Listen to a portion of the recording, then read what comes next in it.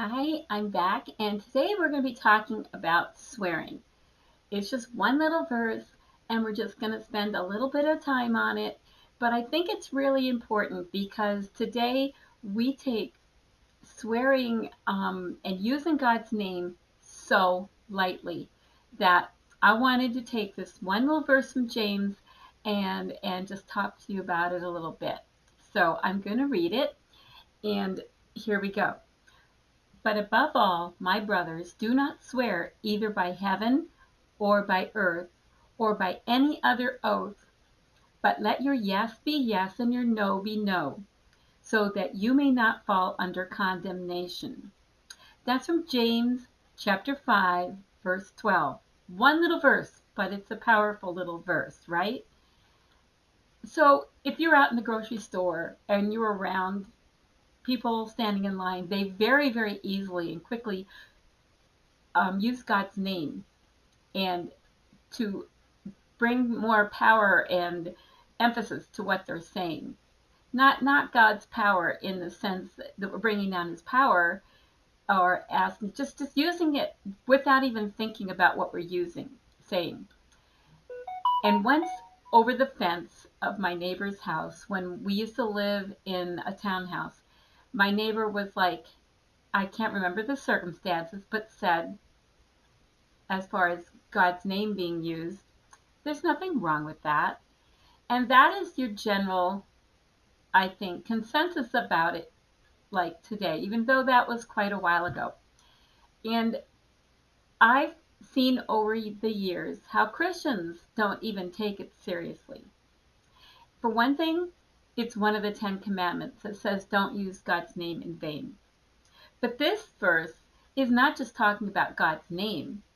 It says, above all, my brothers, or we could put in there my sisters, because brothers in this sense means sisters as well, do not swear, either by heaven, or by earth, or by any other oath, but let your yes be yes and your no be no, so that you may not fall under condemnation. So the consequence is condemnation. Condemnation from who? Other people? No.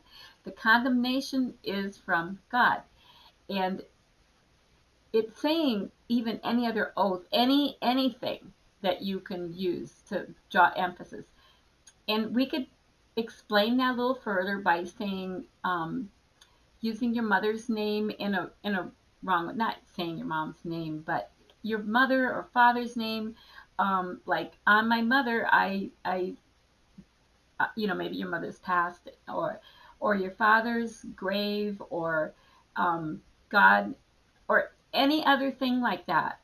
And I can't think of the ways because I don't really swear. But we'll take it a little further. There's something that's called second-hand cussing that I hadn't heard about for forever. And it's other words that people use to substitute God's name or hell, or like they will say shoot instead of saying another word that I will not say. And I used to say that a lot when I was much younger until God convicted me of it. And I really had to work to get that out of my vocabulary. So even though it's not wrong, I realized that to a lot of people, they would think I was substituting that other word. And so there's words like that that you can use to substitute uh, God's name.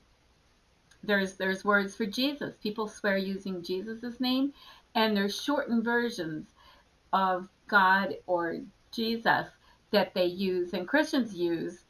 And so that's what I'm challenging you today, to take this verse, and I challenge you to clean up your vocabulary and praise God instead, and have the nerve and the guts and the the strength to praise God instead in front of other people, instead of just carelessly using our words and language, because our yes should be yes and our no, no. It should be all it takes to emphasize what we're saying. Some people take this even to mean like not swearing on the Bible in a court of law.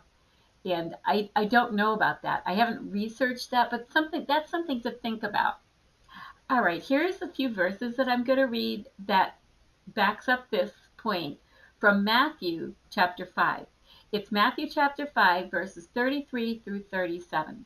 Again, you have heard that it was said to those of old, "You shall not swear falsely, but shall perform to the Lord what you have sworn."